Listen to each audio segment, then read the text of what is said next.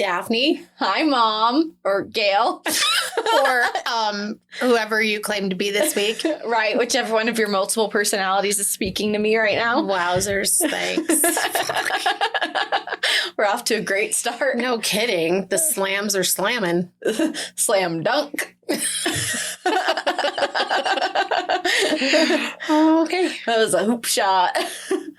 Yeah. Yeah. I'm just not even going to say the things that are How was going your on. week? It was good. It was weird because it was 4th of July on Tuesday. It was a weird 4th of July for sure. Well, yeah, but we already talked about Winnie getting stung because we recorded that day. But then when I went back to work on Wednesday, I kept thinking it was Monday, and then Monday was Friday, and it was all a mess. Hey, Daph, do you have a disturbing fact? Oh, I sure as shit do. You know what? Can I tell you, I also have a disturbing fact. When I was making my notes, I say the word so fucking much, and I cut it so much out of the episodes. But when I was typing my notes and I was kind of going through my notes to make sure that they were in a good chronological order, I literally typed the word so, which is fucking disturbing. Yeah, that is disturbing. Right? I have a funny personal disturbing fact too. Okay. I hung out with my friend Maddie, who lives in Florida, all day yesterday when she was home. Mm-hmm. Right? She's home for a couple days. We hung out yesterday.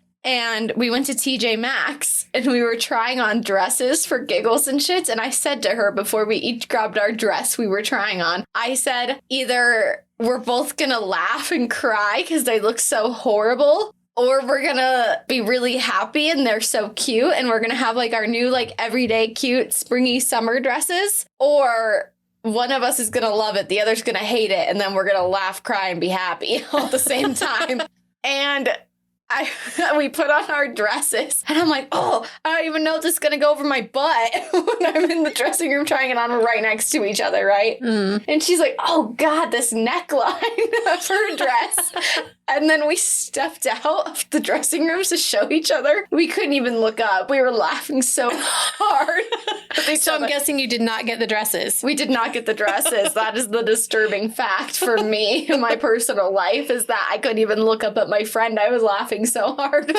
And she's going to listen to this and be like, oh my God, greatest laugh of a while. Of a while. Of the day. It was a much needed good laugh yesterday. Yes, understood. And my entire day with Maddie was a great laugh. Shout out, Matt. I love you. Yep, me too, Matt. Okay, my disturbing fact for real this time. Okay. So in the Czech Republic, there is a small Roman Catholic chapel. It's called the Sedlic Ossuary? Shit. It's okay. Names. This part of the job is that I don't English. Names are hard, though. Well, that's not even technically probably English. Well, it is, but... Probably it isn't. If translated. In the Czech Republic, it's probably not English. Anyway, so this church, it's known as the Bone Church, which it has a bunch of macabre art, obviously. It has a bone chandelier that's composed of almost every bone in the human body. 208 of them? I guess so. 2 large bone chalices. Chalice. I thought I said it right, and then I questioned myself. Don't do that. 4 borak. Is that a kind of bone? Borak? I don't know what a borak is. Like candelabras made of those bones, candelabras. 6 bone pyramids. 2 bone monstruses, which is a vessel basically to display the Eucharistic host. Easy for you to say. A family crest, which is bones and skull candle holders. So how this church came to be. In the 13th century, the abbot of the Sedlic monastery. Wow, I always have a hard time saying Isn't that. Isn't it monastery? Monastery, probably. I don't know. Hard time saying that word. Abbot Henry, he bought a bunch of pieces of property, right, on his journey back from the grave of the Lord in Jerusalem. And he scattered this holy soil that he had brought back with him all across the Sedlic cemetery. So which it secured its place as the most desired burial ground for people. Mm-hmm. Makes sense. And so it was all over Bohemia and the surrounding countries that people would come to be buried there. And only about a handful of the people of the Holy Land that they could fit. So that was about 30,000 people that were buried there, which is like a handful of whom wanted to be buried there. Right. But that's a lot. So basically they had to find a crypt after that, right? For the other people who like requested to be in the Holy Land, quote unquote. Mm-hmm. So in 1870, a local woodcarver named František Rint, he was employed for the dark task of arranging all of these bones that were in this crypt at this point, which was thousands of bones, obviously. Yeah. If 30,000 is only a handful of who wants to be buried there and was able to, obviously that's a lot more people that go elsewhere. So basically he, was employed with the task of making art and making it aesthetically pleasing out of all these bones. And so he made the chandelier, he made the Schwarzenberg coat of arms. He just made all of these his signature art pieces out of all of these bones. So creepy. And it's about an hour from Prague.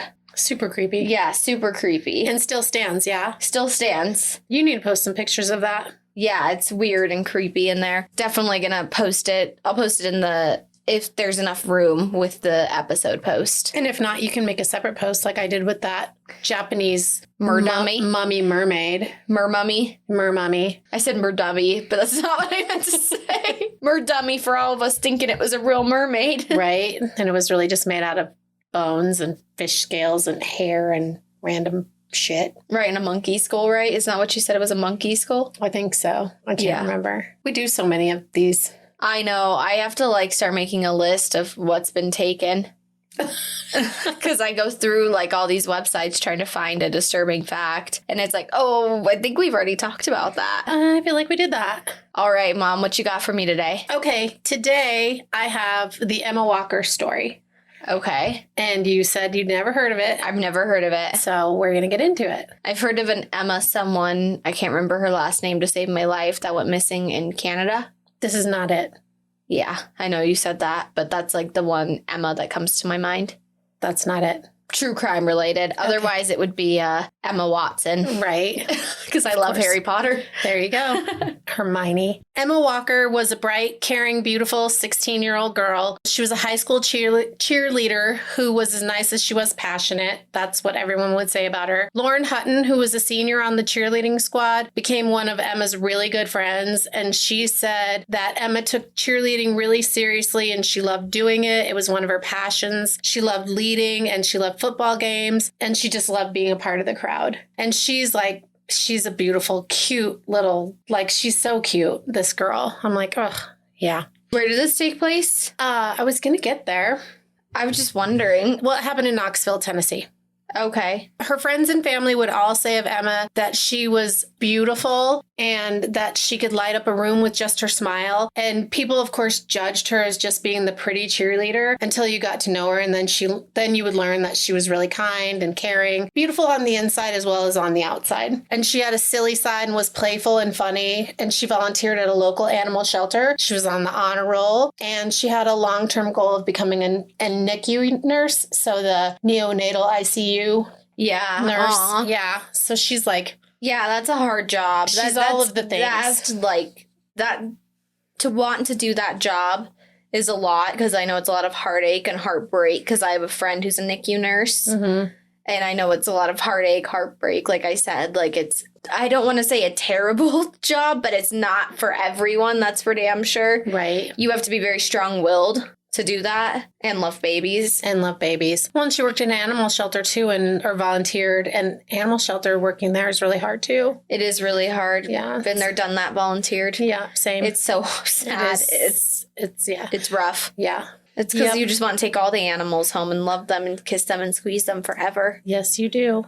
Yes, you do. Okay, shall we get back to it? We shall. Okay. Emma made the high school varsity cheerleading squad as a freshman at Central High School in Knoxville, Tennessee, the only freshman on the squad. She was there on the sidelines every Friday night, cheering on the hometown team, the Bobcats. Riley Gall, a wide receiver on the Bobcats, 2 years older than Emma, was a popular kid too. He and Emma noticed each other right away and had an immediate attraction. each other, right? So it's Young love. Young love. Riley was raised by his mother and his grandparents, and his friends all said that he wasn't like your typical jock. He loved Star Wars movies, and he was active at his church, and he loved to play video games. And he, like Emma, was a really good student, and he was playful and funny like Emma. In the beginning of their relationship, she would tell all of her friends how cute he was, and her friends said that not only did they think that she was attracted to his good looks, but also to his goofy personality, because they could like be silly together. Right. They were friends. Yeah. Besides just the attraction, like there was a friendship there. Yeah, and they didn't have to be like the cool kids and put on airs and stuff. Like they were okay being goofy and silly. It was fine. And Emma's parents' first impression of Riley was that he was really nice looking, polite, and a well-mannered young man. Keegan Lyle, one of Emma's best friends, said that she seemed really happy in the beginning, and they were just like any other normal high school couple. That's sweet. Yeah. But I mean, young love, right? Yeah. Yeah. It's always hot and sweet at first. Right. Riley had a girlfriend when he met Emma, but he soon broke it off with the girlfriend, right? So he could date Emma. He told his ex-girlfriend, though, that he would take her to prom as he had planned to take her. Like, so keep his promise, you know? Which on one hand is upstanding. However, if you got a new girlfriend, I just don't know about that. So, Right. And especially when you're six, like She couldn't find another prom date. right. And she's like 14 and he's like 16. Emma? Yeah, because she Emma- was a freshman. Yeah. And he was 2 years older. No, but how old was the girlfriend? Probably in his class. I don't know. There wasn't a lot of information, or there was no information about the girlfriend. It just said that he had one and that he had promised to take her to the prom. And it's their junior year, right? It's Riley's junior year. Yeah, and the girlfriend. So he promised to take her. So he said, yes, I told her I would take her. I'm going to take her. And he would take Emma his senior year. This, of course, was not an ideal situation for a new budding romance. But Emma conceded and let Riley keep his commitment to his ex-girlfriend. To her friends and family, it seemed like a red flag, like Riley could be a bit of a player, maybe. Her parents, Jill and Mark, disapproved of Riley basically having what they would consider two girlfriends. Yep, as two girlfriends. Emma didn't want to listen to her parents' opinion and when it came to this topic, and it caused like a lot of tension and friction in their relationship. As you know, you were a teenager. I was a parent. And when I told you things you didn't want to hear, it was not the way you wanted it to be, right? Not actually the end of the world, but, you know, Right. I didn't want to hear it all. You did not want to hear it all. And it's typical teenager, you know? Anyway, they're in this relationship. They're happy. Things are good. But then there's a shift. And Emma's friends started to get concerned because it seemed like Riley didn't want her to hang out with anyone but him. He began isolating her from her peer group, and he became kind of controlling over her. What she did, where she went, her activities, who she hung out with. And the more possessive he got and clingy towards her, he wouldn't let her do certain things. And so both of her friends, Keegan Lyle and Lauren Hutton, both said that they were like concerned. And there's other friends that said the same thing. They're That like, he was controlling. isolating her. Yeah, he was controlling and he was isolating her. That's a red flag. Listen to your parents when they say that they don't like someone. Right. Emma and Riley's relationship was on again, off again for about 2 years. They would fight and break up and then get back together on multiple occasions. Her friends said that they had arguments and that the arguments were really dramatic over text messages and Snapchat messages. Lauren said that Riley began to wait for Emma outside of the grocery store where she worked, and it was really intense. Sometimes he would just wait out there for hours. Jeez. Right? So he was kind of stalking. Yeah, Not that's kinda, real. it is stalking. That's real creepy that he's just waiting outside of her work for her to get off. Right? I don't like that in the slightest. No. Jill, Emma's mom, said that sometimes Riley would say things about what Emma was wearing and that she shouldn't dress like that. And he did it so many times in front of her parents that Jill finally said something to Emma about it. But Emma just ignored her mom's concern. She's like, no big deal, it's whatever. Emma's friends told her that they didn't like the way Riley was treating her, and she just kind of brushed it off. According to Emma's friends, he became really aggressive, sending Snapchat messages that read, quote, I hate you. I hate everything about you. And you're the biggest bitch I've ever come in contact with. Then block her ass and move on. His ass. Block each other and move on. And one message. If he hates her that much, then he just needs to be gone. Right. That was what I was saying by then he needs to just block her, is that if he hates her that much, then he just needs to, get rid of her and go. Yeah, just end the relationship. Yeah, break up. Yeah, just I don't know. Walk away from each other. Yeah. Yeah. You're 16 and 18. Life will move on. It will. Yep, exactly. But when you're 16 and 18, you don't think that. It's all intense and dramatic at that point. It is. Obviously, if her friends are saying their relationship is really dramatic. Yeah. So one of the messages that he sent really concerned her mom. It said, "You're dead to me. I'll check the obituary. Fuck you." Ugh. Yeah. So then, of course, Emma and Riley get back together. And everything's great and awesome and dandy. Right. So Emma's parents questioned Riley about the message, and he said he was just angry. And of course, that sent more red flags. Because if you're mad, like, you don't tell somebody that they're dead to you and then get back together with them. If they're dead to you, they're dead to you. Right. Been there, felt that. That's the end of it. Feeling that currently. That's the end of it. The end of it. So at this point, Riley was banned from her parents' home and they took away her cell phone so she couldn't communicate with him. But according to Emma's friend Seth Armstrong, Riley gave her an iPod Touch so that she could still text him using Wi-Fi. What year is this? 20... Right. This year is 2016. Okay. So it's recent. Yeah, it's real recent. It is real recent. I was wondering because you said Snapchat, so all that's out. But then you also said an iPod Touch, which I don't think they even make those anymore. I don't know, but it was 2016. Okay. So apparently there was at least one still in existence in 2016. Right, apparently. Yeah. So, of course, in true abuser style, after all of his nasty text messages, he would send her apology texts that read, quote, "Emma, I'm sorry for however I act. One message from Gayle said, 'I love you more than words can describe.'" Dirtbag. Yeah, he's a douche. So her parents really wanted her to break up with him, but of course she was a teenager. Them wanting her to break up with him just pushed her closer to Riley, right? Right. And he had a way of isolating her and making her feel like he was the only one who loved her and cared about her and understood her and all that, you know? Oh, God. Yeah, he's terrible. A piece of shit. Yeah, he's an abuser is what he is. Yeah. Riley went off to college just about 30 minutes away from where they lived in Knoxville.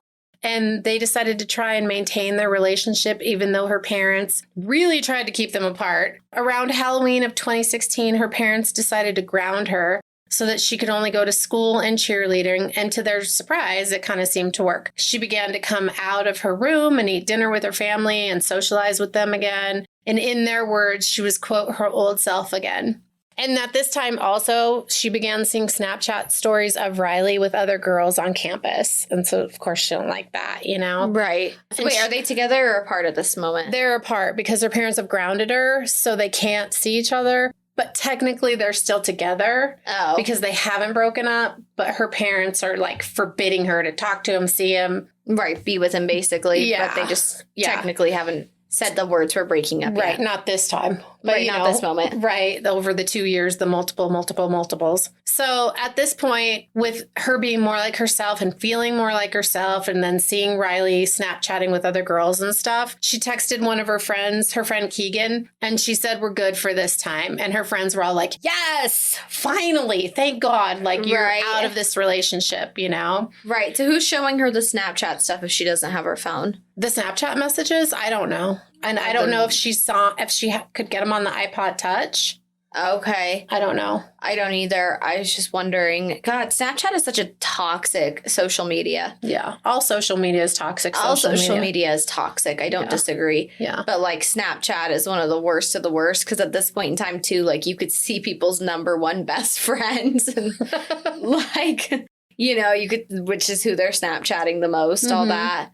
Yeah. It's fucked up. It is fucked up. It just creates anger and jealousy and drama and bullshit. Yeah, frustration. Yeah, all bad things. Yeah, absolutely. I just think social media is the devil, but yeah, we have to post for our podcast, but other than that, like I don't do any social media. Yeah. And I haven't for a really long time. Well, it's one of those things, it's like, it's a really great tool, but it's also like a horrible tool all at the same time. It's great, but it's also like it does things like this, right? It makes people angry, upset. A lot of truths come out on there, but also a lot of lies are spread on there. A lot of misinformation. Right. You can taunt people. Yeah. And stay anonymous. And just be a trashy ass person. Yeah. Or you can connect with your family and friends that you haven't talked to in 10 years. Right. So stay up to date on people's lives. Yeah, there are good things, but unfortunately. Good and bad. But yeah. But with all good comes bad. That is 100% backwards. true. That is 100% true. Like I said, Emma's like, I'm done. We're done with this. This is the official breakup. We're done forever. Good for I'm done girl. with her, right? Good for you. I'm done with him. Like, we're done. We're done. Riley didn't take the breakup very well, and he attempted suicide by taking a bunch of Vicodin and then downing it with alcohol. His friends said that he had mood swings. He would just want to be alone and mope, and he told all of his friends that he wanted to hurt himself. Looking back, his friend Alex McCarty said that quote is probably like a cry for help. Yeah. Which, obviously. Yeah. And because Emma had successfully distanced herself from Riley and regained her parents' trust on that issue, she was allowed to go to a gathering at a friend's house on November 18th, 2016. And when I say on that issue, like that was their only point of no trust with her. Like everything else was good. Like I said, she's on the honor roll. She's volunteering at an animal shelter. She wants to be a NICU nurse. Like she's got good shit happening and going for her and doing right things, but Riley is the bad thing. Riley is the bad thing. And she like sneaks to see him and she texts behind their back and like, so on the Riley front, they don't trust her. But when they realize that she's totally like dipped out, tapped out, done with him, done and done. Yeah. Then they're like, okay, then we're just going to give you some freedoms back. We're going to trust that you're making the right decisions here. I have a Barstool hoodie that's from Call Her Daddy that says the answer is it always will be block him. Yes, pretty much. So her parents, again, they let her go to this friend's house on November 18th, 2016 with her friends to hang out. And it was going to be a slumber party with the girls, but like it was gathering. So there were guys there in the beginning too. When her friend Zach Green showed up, she pulled him aside and said she'd been getting texts from a number that she didn't recognize. And one of the text messages read, "Go to your car with your keys." And then one text message said, "Go alone." And then another one said, "I've got someone you love. If you don't comply, I will hurt them." So Emma... I don't think I'd be going to that car. No.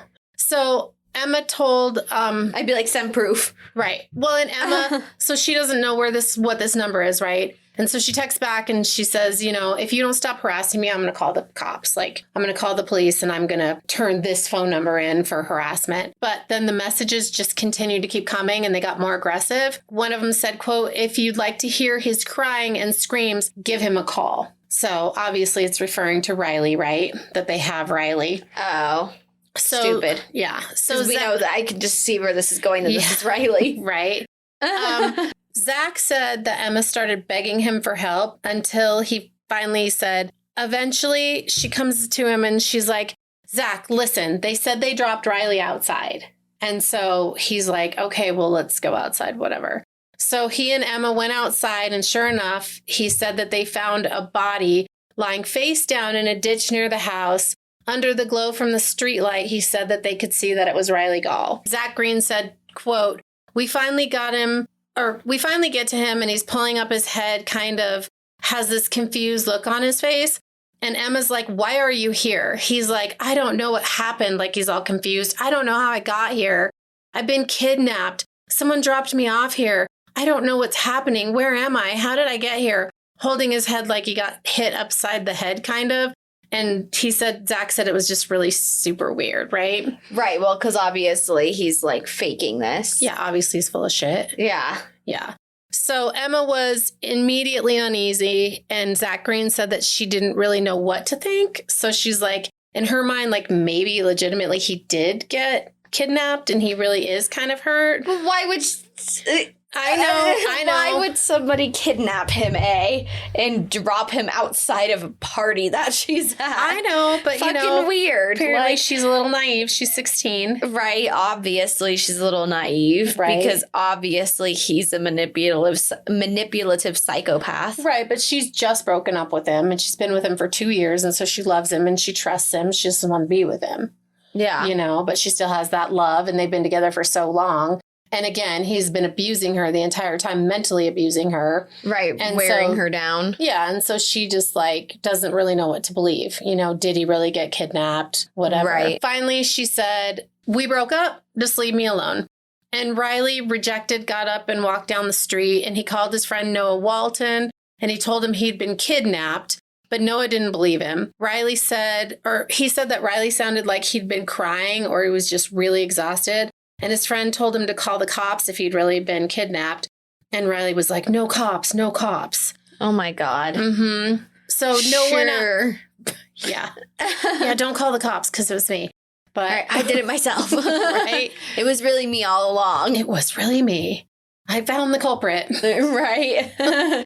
Mystery solved. Yeah. So no one at the party called the cops either. And it was just dismissed as a ploy to make Emma feel sorry for him so that she would take him back. Of course. Right? Of course. Could see that one coming a mile away. Yeah.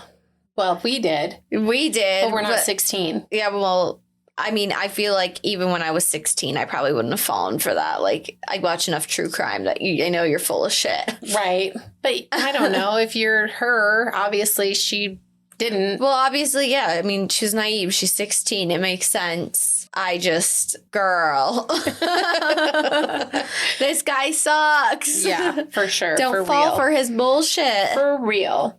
So the next morning, Emma went home from the sleeping party. Although it probably wasn't no sleeping at the sleeping party. No, probably not. It's just a slumber party. So she went home, and then shortly after getting home, she started texting her friends, saying that there was a stranger all dressed in black on her front doorstep. So she's like freaking out. She sent texts that read, I'm home alone, and somebody all in black walked down my street and came to my door and rang the doorbell over and over again. She texted, I think I'm going to die. I thought I was going to die. I'm so scared right now. That's She scary. also started texting Riley saying, I hate you, but I need you right now. I'm coming, he responded. I'm speeding. Just give me a minute. He texted her back. And then he's standing outside on her doorstep and takes off his black mask. Basically. That morning, Emma was supposed to meet her mom, but she didn't show up. So Jill went home to find Emma and Riley in the front yard. Her first thought was like, you got to be kidding me right now. She got out of her car. She walked up to Riley and she politely asked him to leave. Riley said no. He was there making sure that Emma was okay. Jill again told Riley he was not allowed there and he needed to leave. And at that point he did. So he leaves, right? Good. So Jill told Emma, don't you think it's weird that Riley was right there for both of these events that have just happened in 24 hours? Supposed kidnapping and now a man dressed in black ringing the doorbell. And Emma swore up and down that it wasn't Riley. Riley wouldn't do that. Like, he's not that kind of a guy. He didn't stage his own kidnapping. He wasn't the man dressed in black trying to scare her. Like, no way. Because he loved her and he would never do that to her, right? Yeah, We've all dated a manipulative person. The kidnapping happens on the 18th, right? And then the stranger dressed in black happens on the 19th. What month? November. November of 2016. So her parents were worried about her and they watched her really closely on November 20th. 2016, because they're like, okay, what's going to happen now? You know, we've already done 2 days in a row with this bullshit. What's the third day going to bring? They followed her to work and back home to make sure that she was safe. After work, she and her dad went out and got ice cream together. It was Sunday, and Emma wanted to get to bed early because she was going to get up for school the next morning and meet with friends and work on some stuff at school. And she texted some of her friends that night about homework that was due the next day. During the night, her dad heard sounds like someone was in the house. He swore that he heard a door slam twice, and he got up to check on Emma, and she was asleep in her room. And then he went and checked on her younger brother, Evan, who was also asleep in his room. He thought he was just hearing things, and so he went around checking all the doors to make sure they were all locked, and then he went back to bed. The next morning, on November 21st, 2016, her mom went into her room to wake her up because she thought she was going to get up early and she's not up yet, so I'm going to go check on her. Right. And she couldn't wake Emma up, and Emma had no pulse. So her little brother, Evan, came running into the room, too, and had to witness this horrible thing because, you know, the mom's freaking out at this point. You know, his sister's laying in his bed dead. Her daughter's laying in her bed dead.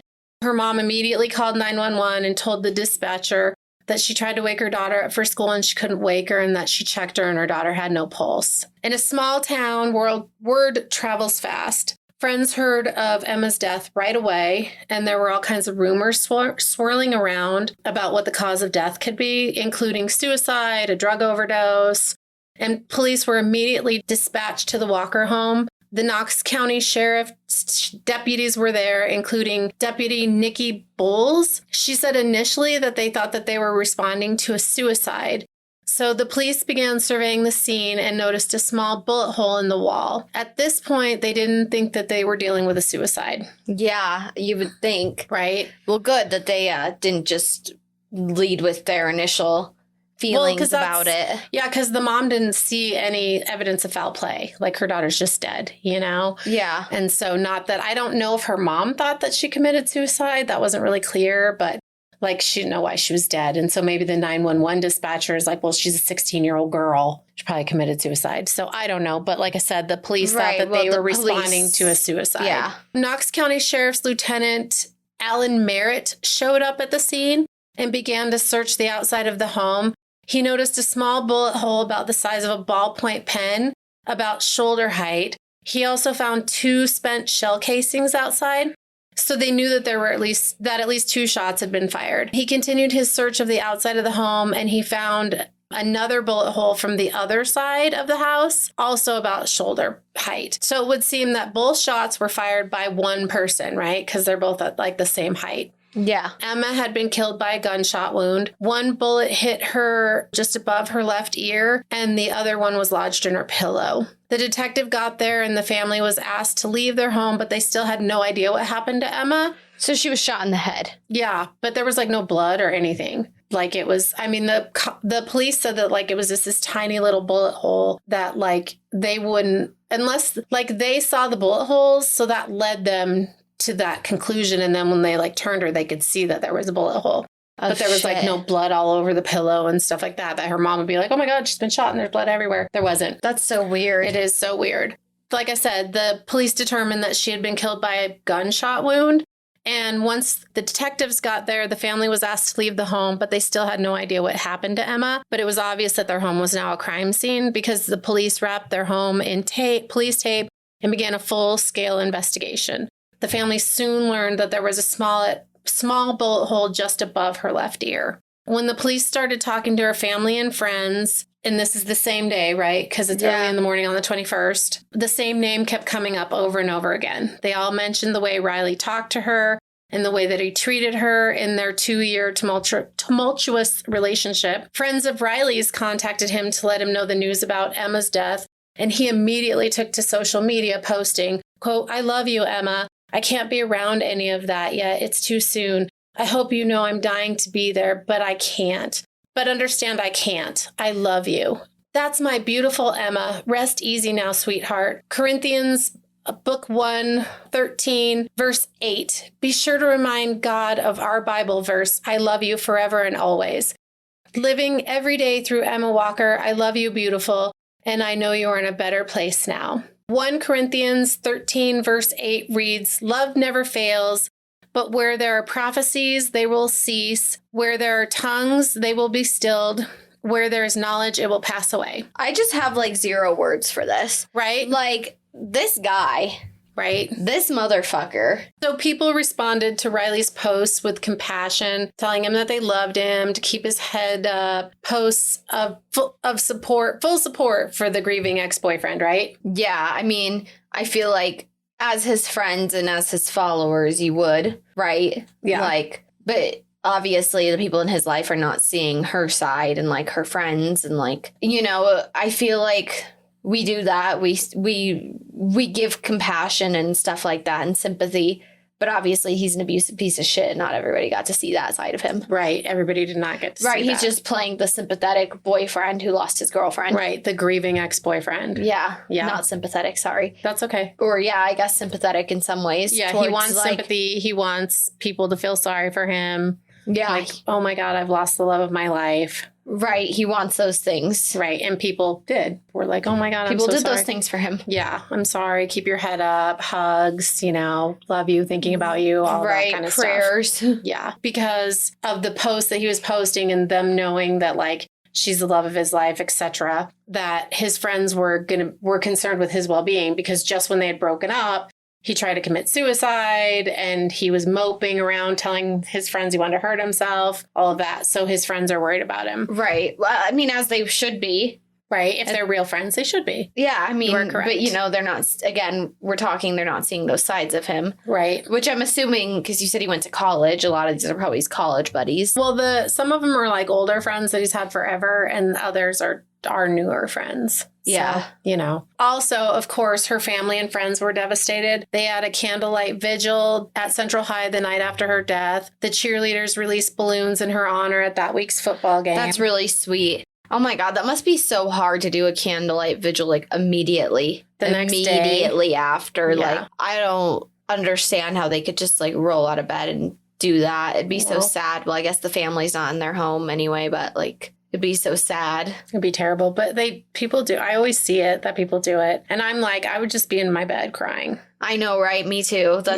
I guess that's how I operate. Yeah, me too. But it's so sad. Well, that's like how we talked about the Nancy Spungen, that she had like, her mom had what's the right word that I'm looking for? Like the ability, if you will, to write the book and all that and come out of like this place of grieving to talk about it. Mm-hmm. And that's, I feel like the vigil, right, is like coming out of this place of grieving to grieve with others, if you will. Right. To acknowledge. And to feel like you're surrounded by love and support when you just have had this devastating loss. Right. Yeah. A day after, that's got to be hard. Right. Because Nancy Sponge's mom didn't write that book for years. Right. If you recall, she was in a deep, deep depression. Yeah. It was not at all like herself. Off from Nancy. Sorry. That's just okay. saying. But no, I understand. I'm just drawing those. Reference point. Yeah. Yeah. And because of the outpouring of I love you, I love you, I love you posts from Riley and the things that the police had learned in their interviews about Riley, they also started interviewing Riley's friends. As they should. They should. Because they're going to have but I feel like the friends are just going to be like, oh, he's so sad, so depressed. Yeah, well, you'll see. So following Emma's death, his friend Alex McCarthy and Noah Walton both talked to the police, and they told Alex McCarty told him that Gayle had told him the day after Riley's alleged kidnapping that he, quote, ended up telling me that he was so fearful for his life that he had stolen his grandfather's gun, and he showed it to me. McCarty was like, I was very worried, and he reassured, not measured. Okay, I can read. It's cool. So he stole his grandfather's gun. He stole his grandfather's gun. Suspicious. Mm-hmm. He said, I was very worried, and he reassured me over and over again that the furthest thing from his mind was that he was suicidal. He was just so scared of the people who were out to get him, and he was worried that they were out to get Emma too because of this supposed kidnapping, right? Oh, God. He's playing that card? He is playing that card. So Noah Walton, another friend, also told detectives that Gayle had asked him how to get fingerprints off of a gun. And Noah, quote, told the detectives that he said that he was just asking for his roommate. And I told him, obviously not, and never to ask me a question like that again. He said, I know it was for my roommate. But Noah thought it was kind of weird, right? Yeah. Like, why would you ask flags, that? Alarm bells ringing. Get fingerprints off of a gun. Just throwing it out there in conversation. Right, just random conversation. Right. How do you remove fingerprints? How do I get evidence off of here? Right. That's a segue from last night's soccer game or whatever. Right. Yeah, okay. Riley was brought in for questioning on Monday, and they asked him about his whereabouts for the last 72 hours. Police interrogated him for 2 hours, and during questioning, he never mentioned Emma by name. He just kept calling her, quote, the girl. And he said the girl had texted him, and police asked which girl. His reply was, quote, the one that passed away.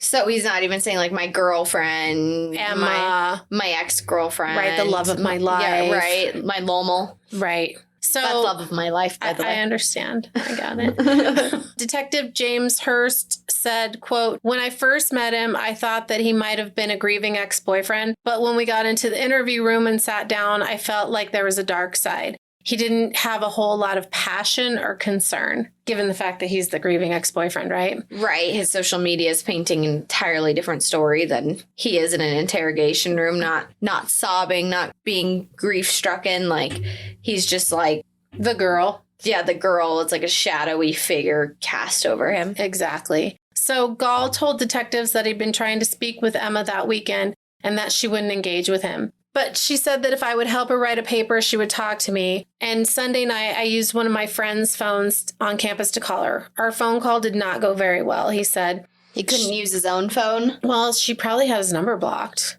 Smart girl. At this point, just block him. Yeah. The answer is and always will be, block him. Yep. She told me a bunch of cruel stuff, and then she blocked my friend's number. Afterwards... Yeah. There we go. Yeah, so she had him blocked. She blocked the friend's number. So afterward, Gayle told detectives he went over to his grandparents' house briefly, and then he drove back to his college. Once there, Gayle said that he broke down and cried for 2 or 3 hours in his car over his breakup with Emma. As he was describing this in the interrogation room, Detective Merritt said that Gayle was emotionless. Shocker. So Merritt and this James Hurst, both these detectives are... seeing the... Right, and Merritt was the one that found the bullet hole at the crime scene and found, So his interview was probably one of the most disconnected. It seemed rehearsed and deliberate, Detective Merritt said. So at this point... Oh, see, look, the word so. I put it fucking in there. It's okay, it happens. Right? It do be like that sometimes. A lot of the time.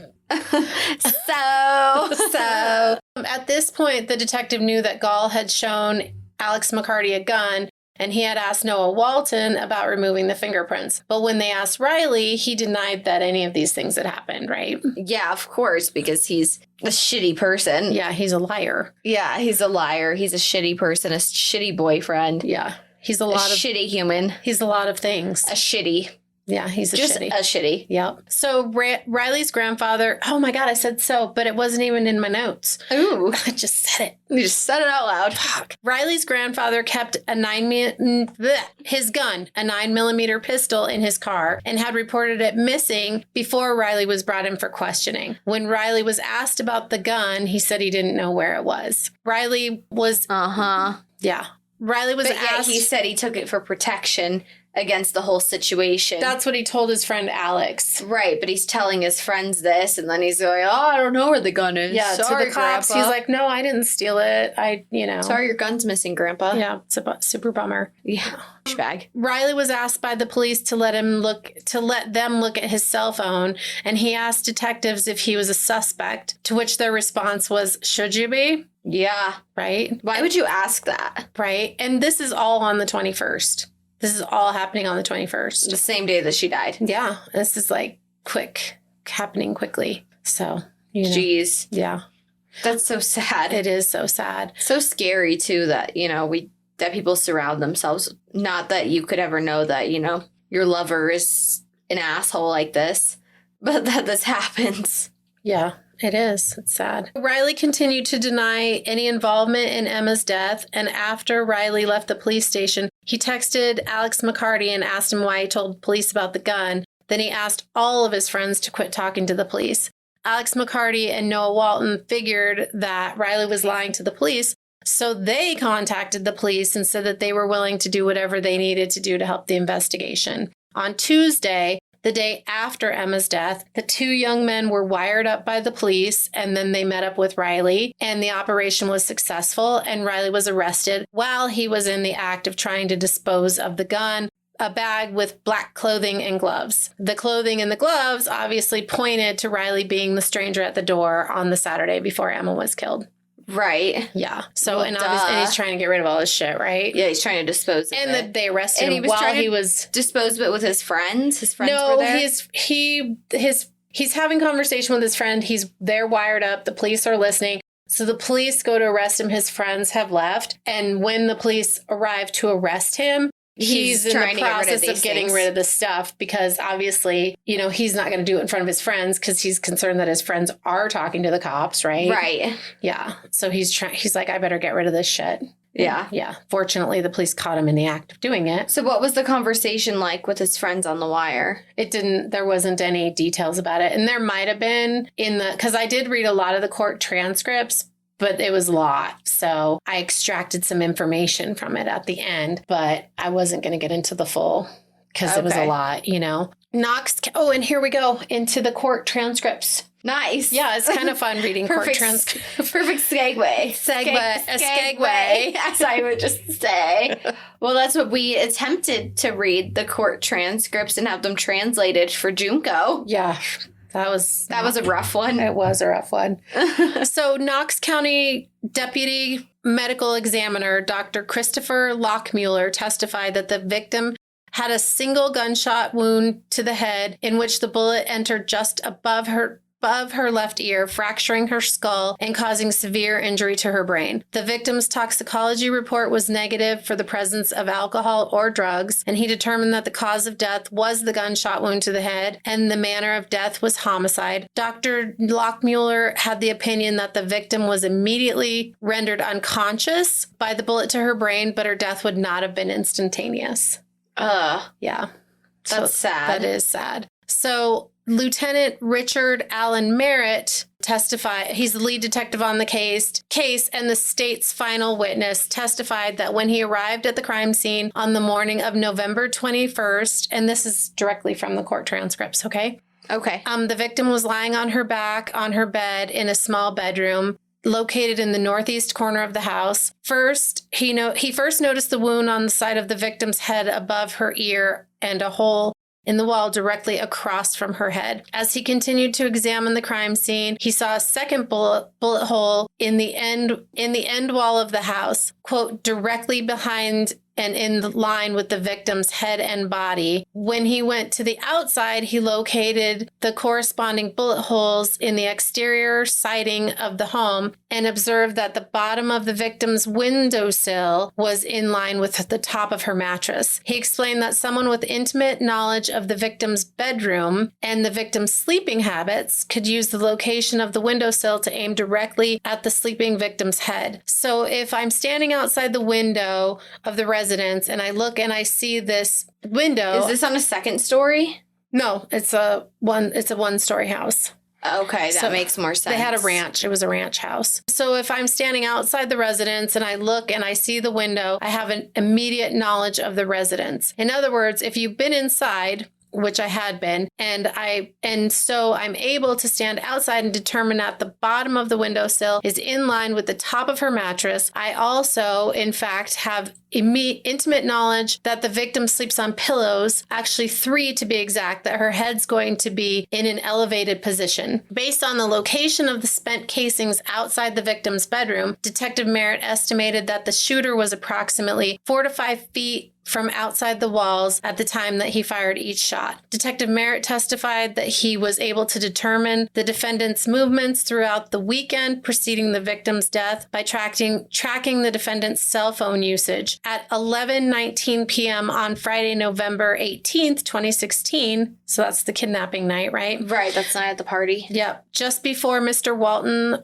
received the text message from an unknown number, the defendant downloaded a cell phone application used to make anonymous phone calls and text messages from a smartphone. Detective Merritt testified that the message Mr. Walton received was sent from the same number that was used a short time later to send text messages to the victim's cell phone about the defendant's alleged kidnapping. He stated that the defendant's phone was unusually inactive for several hours around the time of the shooting, but at 12:29 a.m. that morning, the defendant sent a text message to his mother asking if his grandfather had found his gun.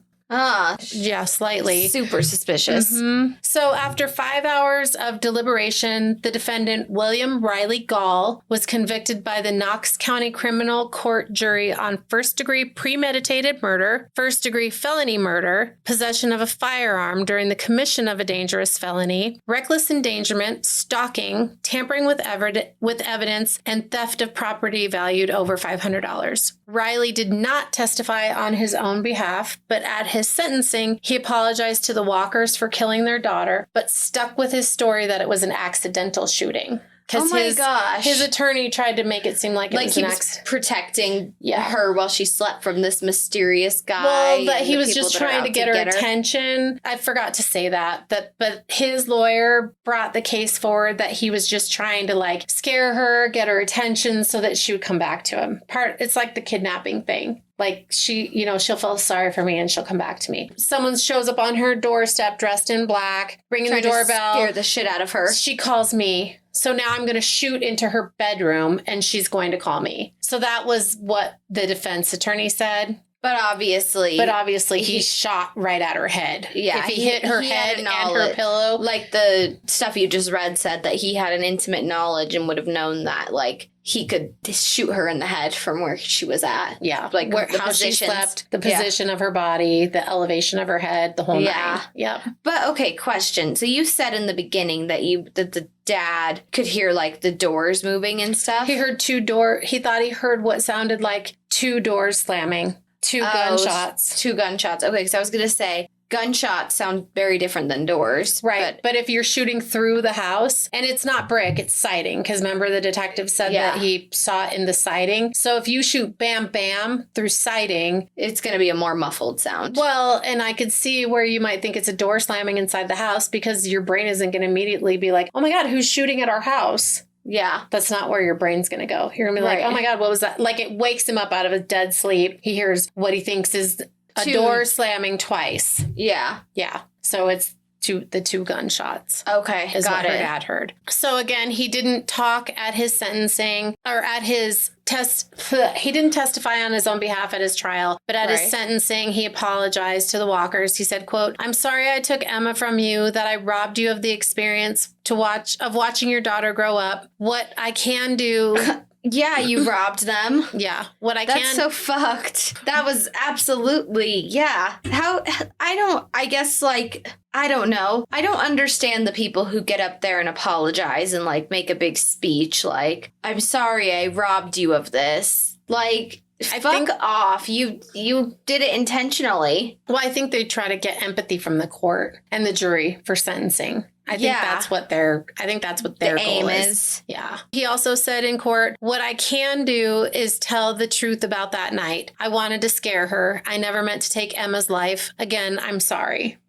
Uh-huh. Mm-hmm. So, yeah, sure. Yeah. Sure, you only meant to scare her. Right, when you literally shot her right above her ear. Right, when you literally shot her in the head. Yeah, exactly. First degree murder in Tennessee automatically carries a life sentence with no opportunity for parole for 51 years. So he's 18 at the time of his sentencing. So, no, he was 19. Sorry, he was 19 at the time of his sentencing because court was in 2018. Eligible for parole in 51 years. He'll be 70 years old. Good. Yeah. And hopefully he doesn't get it. Yeah, true that. In June of 2021, Riley was again in court requesting a retrial for his conviction of murdering Emma. The request was denied due to lack of new evidence for a new trial. So he wasn't up for the death penalty? Nope, he was not up for the death penalty. I don't know I feel like they must have it in Tennessee, but I don't know. He got life. In November of 2022, Riley again tried to appeal his conviction, raising 12 really weak issues for the appeal. Like, I'm just going to give you a couple examples. Like allowing witness testimony that he was controlling and abusive. So I didn't like that people got up and said that he was an asshole boyfriend. Right. He didn't like that they spoke their truth. Right. And then also the court allowed Snapchat messages into evidence. So the jury saw those. Using Gall's love of the video game Call of Duty as an inspiration for shooting Emma through the walls. That's a sticky and tricky one, okay? Mm-hmm. Because I feel like if you're playing video games, it's probably actually quite harmless, except for to your mental, where it can be not so harmless. Right. However, I feel like, I don't know if that one should be valid. I don't know. But I feel like I've heard of Call of Duty being pulled into other court cases. So I haven't, not to my knowledge anyway. I think I have. But I feel like that one's a tricky one because on one hand, it's like you're just playing a video game, right? Like I feel like a lot of people have like the shooting fantasy, right? It's like if you actually carry it out, that's when it's a fucking issue. Right. Well, and he was shooting through walls. And he did. Yeah, he carried it out. Yeah. But by the same token, like it's just a game. It is. So I don't know about that one either, but they were able to use it and it was allowed. Also, he brought up the point that the jury wasn't sequestered, and there were other various things that he brought up that his attorney believed had led to his conviction. But, you know, the fact that he killed her. Yeah, exactly. Exactly. So the court's conclusion was, quote, having reviewed the entire record, we modify the defendant's felony theft conviction in count 3 to a class A misdemeanor theft. That imposes a sentence of 11 months, 29 days, and remand to the trial court for entry of amended judgment in that count. We affirm the remaining convictions. So basically, he's already served his time for theft. Yeah. Well, no, because... They said it was 11 months. Oh, yeah, 11 months and 29 days. Way already served that. Right. So you're good on that, but you still have life for murder. Yeah. You know, first degree premeditated murder. Yeah. Not manslaughter. By the way, about the Call of Duty thing, how I said I don't know if that should be allowed or not to be entered into evidence. I am by no way, shape, or form taking his side on any of it. I was just stating I don't know if that should be a thing. Right. But oh my God, he sucks. Yeah, I'd absolutely never take his side. So this ruling was ruled on by John W. Campbell Sr. He was the judge in this appellate court that Riley went in front of. So, boom, you're done. That's 2 appeals, 1 denied, 1 saying, okay, cool, you didn't really commit. So he only gets 2 appeals? No, I mean, he can keep appealing, but it's 2023 and that was 2022. Yeah, and so he was sentenced in 2018. Mm-hmm. So, I mean, I'm sure he'll keep doing his thing. But, I mean, he brought up 12 things and they were like, no. They're like... Yeah, no, sorry about that. Right. The only one that we're going to give you is the fact that maybe stealing the gun wasn't a felony. It was a misdemeanor because your grandpa didn't press charges against you for stealing the gun, even though you used it to kill your girlfriend or ex-girlfriend. Yeah. Yeah. What a piece of shit. Total piece of shit. Because Emma loved animals, the family was able to get a dog park named for her. It's called the Emma Jane Walker Memorial Dog Park. Aw. Central High, the school that she attended, offers a scholarship for students studying healthcare in Emma's name. Aw. And also because she wanted to be a NICU nurse on March 20th, 2017, what would have been Emma's 17th birthday, the family was part of an unveiling at the East Tennessee Children's Hospital in a room in the NICU ward that was dedicated to Emma. I got chilled and almost cried when I read that. I just got chills right now. That's really sweet and really, that's a cool community to come together and do those things. Yeah. And it would have been her 17th birthday on the day of the dedication. Yeah. That's a nice thing that the community did for the family. Very nice. And in her honor and in her memory. Yeah. That's really sweet. That's very impactful, actually, that they did that because we don't hear about that a lot. We don't. After Emma's death, her mom made it her mission to educate people on the dangers of an abusive relationship, warning others of the signs that you are in an abusive relationship, because you're not always getting a black eye or a broken arm. Right. You're Sometimes just you're getting isolated, mentally worn down. Yep. Called a piece of shit, called a liar, called names, just being mentally worn down. Yeah. Told that they don't like the way that you're dressing, XYZ. Controlling your behavior, where you can go, who you can hang out with. All of those things are also... So her mom is spreading awareness about these things that... Abuse is not a one-size-fits-all. Exactly. That it's not only physical, that mental abuse is a real thing as well. Right. So if you are a victim of abuse, you can reach out to the National Domestic Violence Hotline at 800-799-7233. Or there's the 24-hour National Domestic Abuse Helpline at 0808 2000 24/7. Or you can call your local domestic hotline at 865-637-8000 and trained professionals can walk you through the next steps. So we're going to list those in the show notes. So if anybody's in an abusive relationship and needs help, here's some resources for you and good luck. Yeah, hopefully it ends okay, that you can get out and get your healing and not Riley'd. Not Riley. So anyway, that's it. Well, thank you, Mom. That's tragic. It was tragic. That's horrible. That's a really sad one. Yeah, I actually titled it Tragedy in Tennessee, the Emma Walker story. Yeah. So it was tragic. Yeah, that's horrible. Yeah. But you know what? I will say, I think it's super, super great. I know I've already said it, that her community came together to do those things. And I personally don't think I could attend a candlelight vigil the following day. But, you know, it was the thought of everybody coming together to support one another is nice. And fuck you, Riley. I hope that you rot in prison. Yeah, I hope you never get out. Yeah, I hope none of your appeals ever stick. Yeah, I hope so too. Yeah. I don't think they will. It's pretty cut and dry because literally he killed her on the 21st and he was arrested on the 22nd. Yeah. So it wasn't they got him fast. Yeah, it wasn't like they spent a lot of time with a whole bunch of other suspects. And then he also admitted it to his friends, which they caught on tape. He was trying to get rid of the gun, trying to get rid of the clothes that he wore to freak her out. Oh, yeah. He downloaded the anonymous messaging thing and was sending her the text messages about the kidnapping. Right, setting her up to look like he was a victim in some way and that he would... And that she was a victim as well. And so then she would call him and he could come to the rescue and be her knight in shining armor and all that. Right. Manipulating her. Exactly. Continuing the cycle of abuse. Yeah. Yeah. Well, you know, and also he admitted that he did shoot her, but it was an accident. And that was trying to gain sympathy from the jury. Right, that it was an accidental death. Right, so they would maybe they would convict him on manslaughter instead of first-degree premeditated murder. It seems pretty fucking cut and dry premeditated to me. Yeah, you go steal a gun and you shoot exactly where her head's going to be. Right, well, and you set it up all weekend that she would be freaked out and, you know, be... Well, and I think the freaking out part, what my opinion is that he tried to make her think that he was kidnapped and she didn't give him any sympathy on that. And then the whole showing up at her door and being the anonymous stranger scaring her. And then she shows up at the door. He shows, you know, she calls him for help. And so he's like, oh, thank God, like this is working. Not that 30 minutes is a long distance away, but, you know, it's just ironic how he's right there. Exactly. You know, the fact that her mom then turns around, kicks him out. They have a conversation that night, according to Riley anyway, and she was mean to him. And like, he's like, fine, fuck you. Like, obviously my ploys to get you back are not going to work. So I'm going to fucking kill you. Right. If I can't have you, no one can. Right. Or if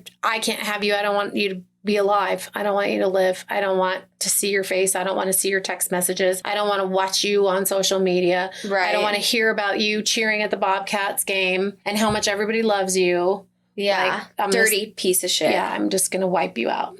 Yeah. That's my opinion. Fucking asshole. Yeah.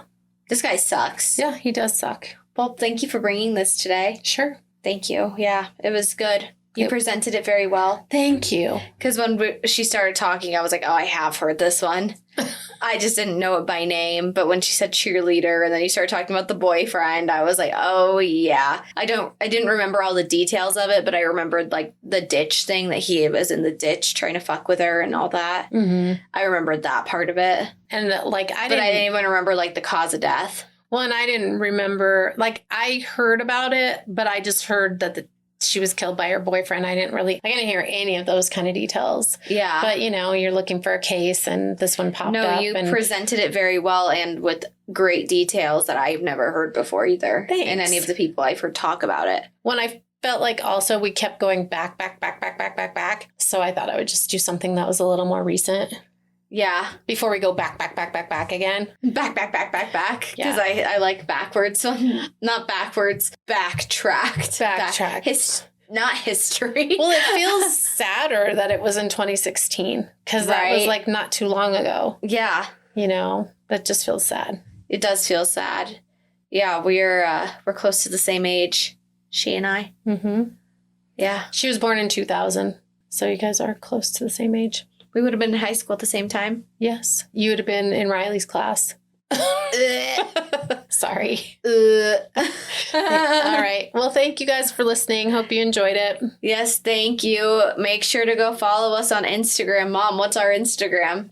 That's Disturbing Podcast. Yes, and what else should they do? I don't know. They should call the domestic abuse hotline if they need help. There you go. That's what we should really get from this episode. Yeah, absolutely. Is that if somebody's abusing you. Well, and we're going to put that on the Instagram too. We are.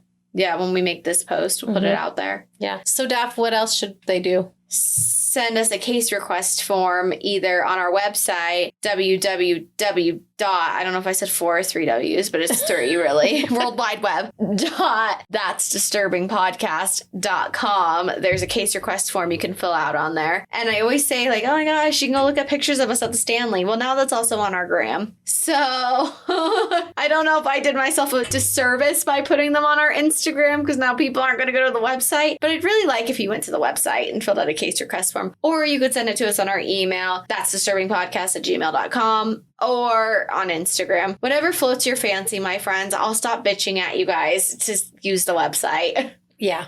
Yeah. And if you need assistance, call the domestic abuse hotline. Yeah. Do it. Don't be afraid and don't be ashamed. And also the 911 thing about calling 911 and ordering a pepperoni pizza is kind of a myth. So don't rely on that because a lot of times 911 dispatchers are not trained to understand that if someone calls trying to order a pepperoni pizza, that they're being physically abused. Yeah. So I've seen that before that, yeah, it's not proper training. Yeah, they're not trained on it. So yeah, don't fall into that myth. Just get out and get help. Yeah, right. All right, well, take care. Bye.